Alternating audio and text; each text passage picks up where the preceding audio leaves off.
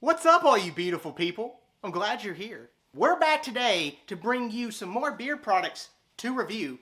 What else can you expect? These products were actually sent to me by a company owner that said, hey, I want you to try these products out and I want you to put out a review, an honest review. Can you do that? And I'm like, heck yeah. So let's get into it.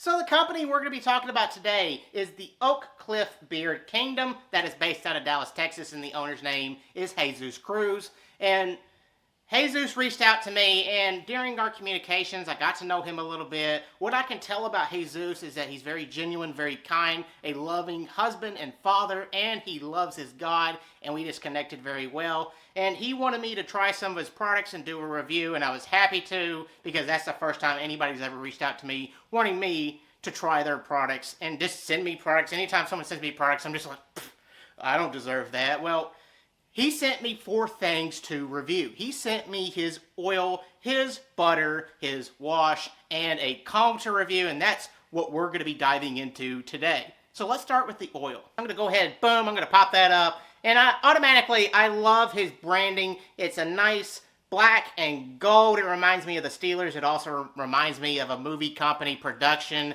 It starts with an M. I can't think of what it is. Go ahead, if you know what I'm talking about. Basically, when in the beginning of the movies, you know, that lion that goes roar and it pops out of that little golden circle with black in the background. You know what I'm talking about. If you know what I'm talking about, what is the name of that company movie production? Go ahead, comment down below and interact with me, please. I really do like his branding. I think he's got something going here. We're going to rotate around a little bit. Right there is where you can find him on his website. I'll go ahead and link everything down in the description below so you don't have to go ahead and look up that information. And then right there are the ingredients, which we'll get to here in a bit. And then we're going to go to the other side. And then right there is just instructions and where you can find him on social media such as Instagram. Then we're taking a look at his butters. Let's go ahead. Boom. It matches the same branding as it does on the oil, the nice black and gold. We're just rotating around a little bit. Right there are the ingredients and the website. It's the same deal as on the oils. He pretty much matches his branding. The container is plastic along with a screw top lid. Now we're moving on to the... Don't do that again. Alright, stop that, Tevin. We're moving on. Alright, we're moving on to that wash. We're talking about it. This matches the same branding as it does on the oils, the butters, and now the wash. I like that it's even, consistent branding. And right down here is the scent profile. It matches the oil and the butter. I wanted it to be all in the same scent. It's called Unforgivable. And then we're rotating around right there. Right here is the ingredients and then the instructions for the wash. Then lastly, we're going to be talking about his comb. This is just a very simple oxhorn comb. The only difference is than most typical oxhorn combs is that it has the company name up here at the top. It's nice, it's travel size, and we'll get to talking about how it feels and performs in my beard here in a minute. Now we're moving on to that scent profile, and we're looking at the label. All the label says is the title of the scent profile, which is Unforgivable. That don't really give me much of a hint to what it could be. So I looked on the website of what Jesus' description of this is, and basically he says it's just a sweet, fruity, masculine scent. And I'm truly lost as to what it could be. So let's go ahead, shake it up, open it up, and kind of see if I can pinpoint something. And truly, guys, what I get is just a sweet cologne. I don't get a lot of fruity. I just get mostly cologne. When I think of fruit, I think of something like Fruity Pebbles, something like a Fruity Explosion, and this just doesn't have it. I'm not saying it's not good. What I'm saying is that it's not something that I typically would picture when I see the term sweet and fruity on there. I just get a very nice, lightly scented cologne, and I dig it. I like the scent. And here's a bonus, Jesus. My wife loves this scent too. Wow, shocking. I know if you don't know me or my channel or my wife, and hopefully you don't know my wife, but she has a hard time finding scents that I wear in my beard. She doesn't like a lot of scents, but this right here, this Unforgivable scent, she loves it. She loves it in the oil, the butter, and the wash. And I would say this is a light to medium scented beard product. It's somewhere in that middle. It's butter time. Now we're moving on to that scent profile. It should match the oil And it does. It's more on the lightly scented side, though. There's no medium. There's no in between. It's right there on that lightly scented side, but it still does match the oil. We're moving on to the Unforgivable scent profile in the wash. It smells exactly like the oil and the butter. It's on the lightly scented side as it was with the butter. The thing about this is that you're also going to get a soapy, clean smell when you're using this. Now we're moving on to the scent profile for the comb. Smells like a comb. Now we're moving on to those ingredients for the beard products, and we're going to start with the oil, and they're listed on the labeling, which I love. And let's check this out. This contains sweet almond oil, rice bran oil, avocado oil, fractionated coconut oil, castor oil, fragrance oil, and vitamin E. And the ingredient I love the most out of this beard oil is the avocado oil. The ingredient that I'm not typically used to seeing in beard products is the rice bran oil. All of these ingredients are good. It's just typically I'm not used to seeing that in beard products. It's butter time. We're taking a look at those ingredients for the butter. And it says it contains shea butter, sweet almond oil, jojoba oil, and fragrance oil. Just 4 basic ingredients. Then we're moving on to that wash. Instead of reading off all those ingredients, I'm just going to hold it up close to the screen so you can take a look if you're interested. I'm not going to stumble all over those words. Some of them I can pronounce, some of them I can't. But just pause and read it when you want to if you're interested in seeing the ingredients in these products. Now let's move on to that feeling beard. And whoa, calm yourself, Tevin. You're getting a little something. Now we're going to have to move on and continue. You're not supposed to scare any more people. Got it? Cool. All right, so we're going to be taking a look at the Feelin' Beard for the oil. And what I didn't mention when talking about the oil during the close-up is that it has a pumper top. I like pumper tops. I don't usually see them in beard products. I'm used to that classic eyedropper. But this works just fine. We're going to go ahead and get some out to show you the consistency of the oil. Has a little bit of runniness to it. Rub it together. And then we're going to distribute it through our beard.